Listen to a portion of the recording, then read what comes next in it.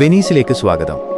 Venice എന്ന് കേൾക്കുമ്പോൾ തന്നെ നമ്മുടെ ഉള്ളിൽ വരുന്നത് കായലുകളും ബോട്ടുകളും നിറഞ്ഞ ഒരു നഗരമാണ്.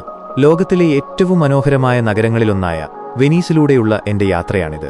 വെള്ളത്തിന് മുകളിൽ പടുത്തുയർത്തിയ ഈ നഗരത്തിന്റെ ഓരോ കോണിലും ചരിത്രം ഉറങ്ങിക്കിടപ്പുണ്ട്. നോക്കുന്നിടത്തെല്ലാം പുരാതനമായ കൊട്ടാരങ്ങളും അവയുടെ പ്രതിബിംബം തെളിയുന്ന നീർച്ചാലുകളും മാത്രം. ഇത് കേവലം ഒരു നഗരമല്ല, മറിച്ച് മനുഷ്യന്റെ കഠിനാധ്വാനത്തിന്റെയും കലാബോധത്തിന്റെയും അടയാളമാണ്. നമ്മൾ നടന്നുപോകുന്ന ഓരോ പാലത്തിനു പിന്നിലും നൂറ്റാണ്ടുകളുടെ കഥയുണ്ട്. നൂറുകണക്കിന് പാലങ്ങൾ ഇവിടുത്തെ വ്യത്യസ്ത ദ്വീപുകളെ പരസ്പരം ബന്ധിപ്പിക്കുന്നു. പണ്ട് ലോകത്തിന്റെ വിവിധ കോണുകളിൽ നിന്നുള്ള കച്ചവടക്കാർ ഒത്തുചേർന്നിരുന്ന ഇടമായിരുന്നു ഇത്. മാർക്കോ പോളോയെപ്പോലെയുള്ള സഞ്ചാരികൾ നടന്നു നീങ്ങിയ അതേ കല്ലുകളിലൂടെയാണ് ഇന്ന് നമ്മളും സഞ്ചരിക്കുന്നത്. ഈ പാലങ്ങൾ കേവലം പാതകളല്ല, മറിച്ച് ഭൂതകാലത്തെയും വർത്തമാനകാലത്തെയും തമ്മിൽ കൂട്ടിയിണക്കുന്ന കണ്ണികളാണ്.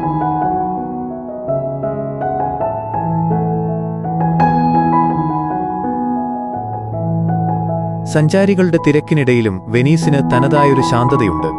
വെള്ളത്തിലെ യാത്രകളും ബോട്ടുകളും കാറുകളോ ബൈക്കുകളോ ഇല്ലാത്ത ലോകത്തെ ഏക നഗരമാണിത്. ഇവിടുത്തെ വഴികൾ കായലുകളാണ്, വാഹനങ്ങൾ ബോട്ടുകളും. വെള്ളത്തിലൂടെയുള്ള യാത്ര വെനീസിനെ മറ്റൊരു വീക്ഷണകോണിലൂടെ കാണാൻ നമ്മെ സഹായിക്കുന്നു.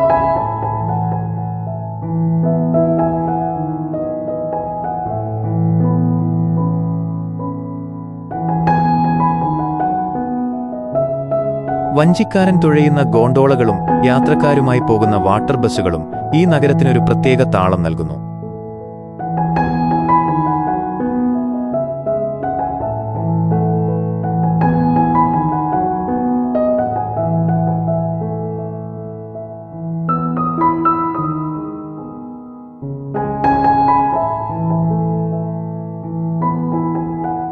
നമ്മൾ എത്ര തിരക്കിലാണെങ്കിലും ഇവിടുത്തെ ജലപ്പരപ്പിലൂടെയുള്ള യാത്ര നമ്മുടെ മനസ്സിനെ ഒന്ന് തണുപ്പിക്കും.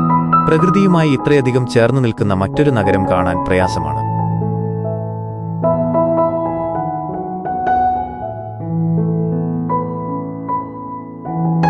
അസാധ്യമായതിനെ സാധ്യമാക്കിയ നഗരം. ലോകത്തിലെ ഏറ്റവും അത്ഭുതകരമായ നഗരങ്ങളിലൊന്നായ വെനീസ് കേവലം ജലത്തിന് മുകളിലല്ല, മറിച്ച് മനുഷ്യന്റെ അതിജീവനത്തിന്റെ വലിയൊരു ചരിത്രത്തിന് മുകളിലാണ് നിർമ്മിക്കപ്പെട്ടിരിക്കുന്നത്. 5-ാം നൂറ്റാണ്ടിൽ ശത്രുക്കളുടെ ആക്രമണത്തിൽ നിന്ന് രക്ഷപ്പെടാൻ ചതുപ്പുനിലങ്ങളിൽ അഭയം തേടിയ മനുഷ്യരാണ് വെനീസിന്റെ അടിത്തറയിട്ടത്. ഇന്ന് നാം കാണുന്ന ഈ മനോഹരമായ കാഴ്ചകൾ അന്നത്തെ ആ കഠിനാധ്വാനത്തിന്റെ ഫലമാണ്. ഈ കൂറ്റൻ കൊട്ടാരങ്ങളും പള്ളികളും എങ്ങനെയാണ് വെള്ളത്തിൽ താഴ്ന്നുപോകാതെ നിൽക്കുന്നത് എന്ന് നിങ്ങൾ എപ്പോഴെങ്കിലും ചിന്തിച്ചിട്ടുണ്ടോ? വെനീസിന്റെ നിർമ്മാണ രീതി ശരിക്കും അത്ഭുതപ്പെടുത്തുന്ന ഒന്നാണ്. കളിമണ്ണും ചെളിയും നിറഞ്ഞ ഈ ചതുപ്പിനടിയിലേക്ക് ദശലക്ഷക്കണക്കിന് മരത്തൂണുകളാണ് പണ്ട് അടിച്ചു താഴ്ത്തിയത്. വായുസമ്പർക്കം ഇല്ലാത്തതിനാൽ ഈ മരത്തൂണുകൾ ദ്രവിച്ചു പോകാതെ കല്ലുപോലെ ഉറച്ചു നിൽക്കുന്നു. ആ തടിത്തൂണുകൾക്ക് മുകളിലാണ് നാം ഈ കാണുന്ന വെനീഷ്യൻ വിസ്മയങ്ങൾ നിലകൊള്ളുന്നത്.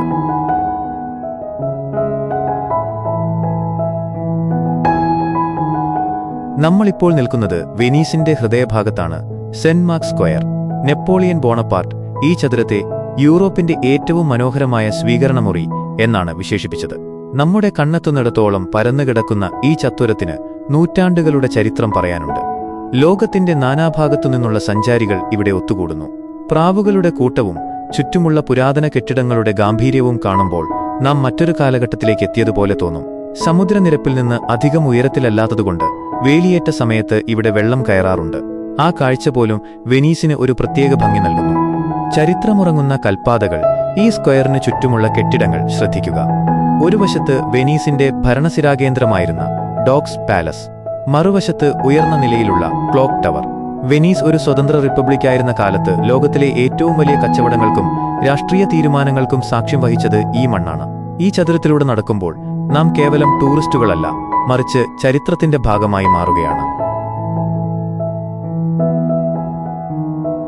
സെന്റ് മാർക്സ് ബസിലിക്ക, സ്വർണ്ണാഭമായ വിസ്മയം. ഇനി നമ്മുടെ മുന്നിലുള്ള ആ അത്ഭുതത്തിലേക്ക് നോക്കാം. Saint marks cathedral. വെനീഷ്യൻ വാസ്തുവിദ്യയുടെ ഏറ്റവും മികച്ച ഉദാഹരണമാണിത്. ബൈസന്റൈൻ ഗോതിക് ശൈലികൾ ഒത്തുചേരുന്ന ഈ ദേവാലയം സ്വർണ്ണപ്പള്ളി എന്നും അറിയപ്പെടുന്നു. പള്ളിയുടെ പുറംഭാഗത്തെ മിനുസമാർന്ന മാർബിൾ തൂണുകളും മനോഹരമായ ശില്പങ്ങളും കാണുമ്പോൾ തന്നെ അതിന്റെ ഗാംഭീര്യം നമുക്ക് മനസ്സിലാക്കാം. 8-ാം നൂറ്റാണ്ടിൽ ഈജിപ്തിൽ നിന്ന് സെന്റ് മാർക്കിന്റെ തിരുശേഷിപ്പുകൾ കൊണ്ടുവന്നപ്പോഴാണ് ഈ പള്ളി നിർമ്മിക്കപ്പെട്ടത്. നമ്മൾ പള്ളിക്കകത്തേക്ക് പ്രവേശിക്കുമ്പോൾ ലോകം നിശബ്ദമാകുന്ന പോലെ തോന്നും.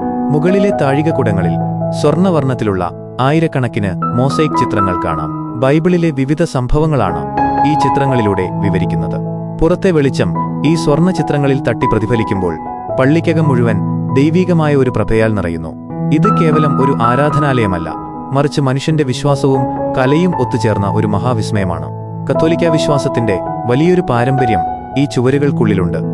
പള്ളിയുടെ തറഭാഗം ശ്രദ്ധിച്ചാൽ അതല്പം നിരപ്പല്ലാത്തതായി തോന്നും. വെള്ളത്തിനു മുകളിലെ മരത്തൂണുകളിൽ നിർമ്മിച്ചതുകൊണ്ട് കാലപ്പഴക്കം കൊണ്ട് സംഭവിക്കുന്ന മാറ്റങ്ങളാണിവ. ഇത് വെനീസിന്റെ അതിജീവനത്തിന്റെ അടയാളം കൂടിയാണ്. ഓരോ കൊത്തുപണികളിലും ഓരോ പ്രാർത്ഥനയുണ്ട്. വെനീസിലെ കപ്പിത്താന്മാർ കടലിലേക്ക് പോകുന്നതിനു മുൻപ് ഇവിടെ വന്ന് അനുഗ്രഹം വാങ്ങാറുണ്ടായിരുന്നു. ആ ഒരു ആത്മീയ ഊർജം ഇന്നും ഇവിടെ അനുഭവിക്കാൻ കഴിയും. വെനീസിലെ ഓരോ നിമിഷവും പകർത്തിവെക്കാൻ തോന്നുന്നത്ര മനോഹരമാണ്. വെള്ളവും ചരിത്രവും കലയും ഒത്തുചേരുന്ന ഈ നഗരം എല്ലാവരും ജീവിതത്തിൽ ഒരിക്കലെങ്കിലും കാണേണ്ട ഒന്നാണ്. വെള്ളത്തിന്റെ അളവ് കൂടുന്നതും നഗരം പതുക്കെ താഴ്ന്നുപോകുന്നതുമായ വെല്ലുവിളികൾ വെനീസ് നേരിടുന്നുണ്ടെങ്കിലും ഈ നഗരത്തിന്റെ പ്രൗഢിക്ക് ഒരു കുറവും സംഭവിച്ചിട്ടില്ല. ഓരോ തവണ സന്ദർശിക്കുമ്പോഴും വെനീസ് നമുക്ക് പുതിയൊരു അനുഭവം നൽകും. മനുഷ്യനും പ്രകൃതിയും കലയും ഇത്രയധികം ഇഴചേർന്ന മറ്റൊരു നഗരം ഭൂമിയിലുണ്ടാകില്ല. ഈ കാഴ്ചകൾ കാണുമ്പോഴാണ് വിശ്വസിക്കാനാവാത്ത പലതിനെയും യാഥാർത്ഥ്യമാക്കാൻ മനുഷ്യന് കഴിയുമെന്ന് നമ്മൾ തിരിച്ചറിയുന്നത്.